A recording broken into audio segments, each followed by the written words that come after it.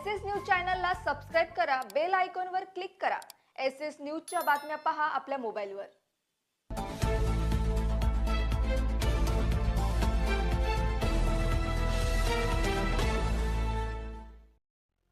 नमस्कार, मी Shilpa Baviskar. SS news मध्ये आपलं स्वागत आहे। चला तर मग जाणून घेऊयात आजच्या उल्हासनगरातील म्हारळ, वरप आणि कांबा या 3 गावांच्या समस्यांवर तोडगा काढण्यासाठी आमदार कुमार आयलानी यांच्या पुढाकाराने ठाणे जिल्हाधिकारी श्रीकृष्ण पांचाळ यांनी थेट गावात येऊन ग्रामस्थांशी संवाद साधला।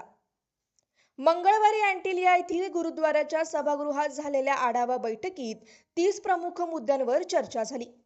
आमदार कुमार आयलानी यांनी जिल्हाधिकारी श्रीकृष्ण पांचाळ यांना विनंती केली होती की त्यांनी स्वतः गावात येऊन म्हारळ, वरप, कांबा ग्रामस्थांच्या समस्या ऐकाव्यात। त्यानुसार जिल्हाधिकारी मंगळवारी अँटिलिया येथील गुरुद्वाराच्या सभागृहात दाखल झाले। आमदार आयलानी यांच्या नेतृत्वाखाली जिल्हाधिकारी गावकऱ्यांशी थेट संवाद साधण्याची ही पहिलीच वेळ होती।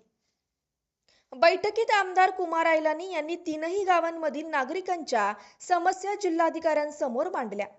त्यानंतर जिल्हाधिकाऱ्यांनी उपस्थित अधिकाऱ्यांकडे चौकशी केली।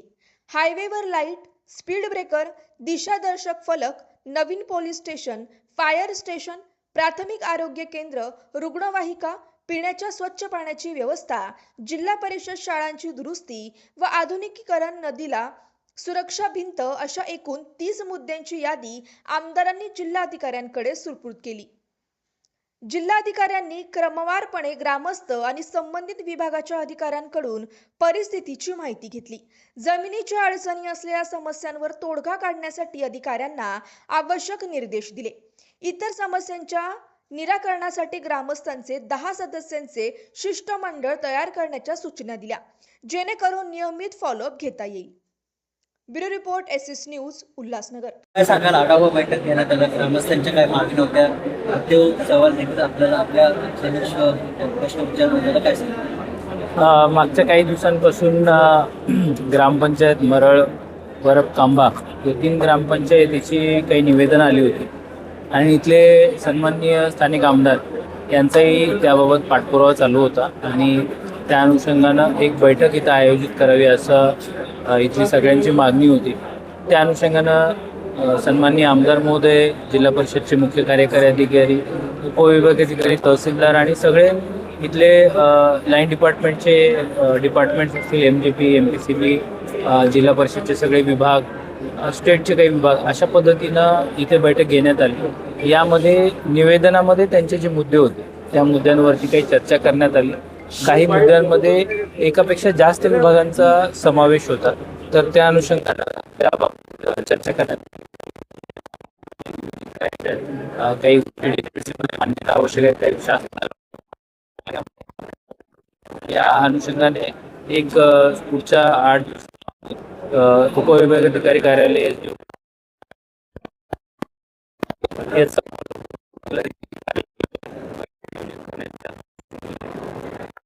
अनेक बेसिक समस्या आहेत या ठिकाणी आहेत, त्या पद्धतीने आणि किती दिवसापर्यंत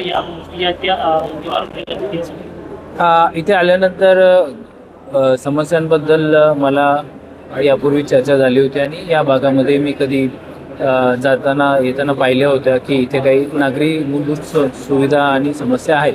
परंतु इथं बैठकीमध्ये आल्यानंतर आणखीन जाणीव झाली की इथले जे स्थानिक ग्रामपंचायतचे लोकप्रतिनिधी असतील, नागरिक असतील, तर यांच्या अनेक समस्या आहेत। इथे लोकसंख्या खूप मोठ्या प्रमाणामध्ये वाढलेली आहे आणि शहरीकरण सोबत म्हणजे जवळपास महापालिकेचा एरिया आहे आणि ज्या कॅपॅसिटीज आहेत आणि ज्या सगळ्या स्टेटच्या किंवा इतर लाईन एजन्सी आहेत, हाताई भाग जिल्हा परिषदमध्ये आहे, तर या अनुषंगानं तितक्या लोकांना अपेक्षित सोयीसुविधा या पुरत नाही आहेत। अशा पद्धतीनं एक मोठ्या प्रमाणामध्ये इथं लोकांनी त्यांच्या तक्रारी आणि त्यांचे इथे मन मोकळं केलं आणि जे लाईन डिपार्टमेंट होते त्यांना त्या संदर्भांमध्ये सूचना दिल्या आहेत आणि तसे प्रस्ताव जे आहेत तर ते काही स्टेटकडे आपल्याला पाठवावे लागतील आणि या सुविधा देण्यासाठी काही DPDC मध्ये प्रस्ताव घेऊ शकतो।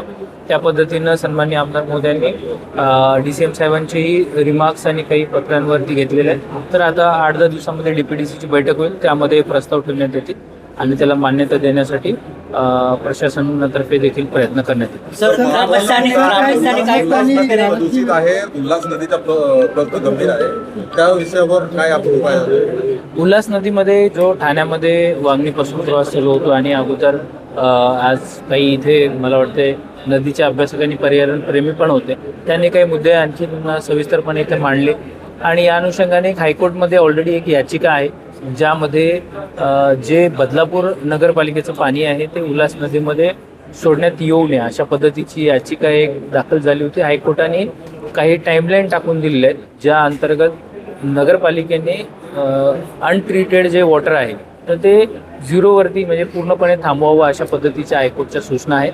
त्यामध्ये मलाही हायकोर्टने काही सूचना दिल्या, त्याच्या बैठका मी घेतोय आणि एक वर्ल्ड बँकसोबत एक प्रोजेक्ट आता नगरपालिका बदलापूर करते. काही हाऊसिंग सोसायटी होत्या, आम्ही जवळपास तिथे 78 हाऊसिंग सोसायटी अशा शोधल्या की ज्या UDCPR आणि आपल्या नॉर्म्सनुसार त्यांना STP करणं गरजेचं होतं पण केलं नव्हतं. त्यापैकी आता 31 सोसायटीजनी STP चालू केलं. काही ग्रामीण भागामध्ये बदलापूरच्या देखील तिथे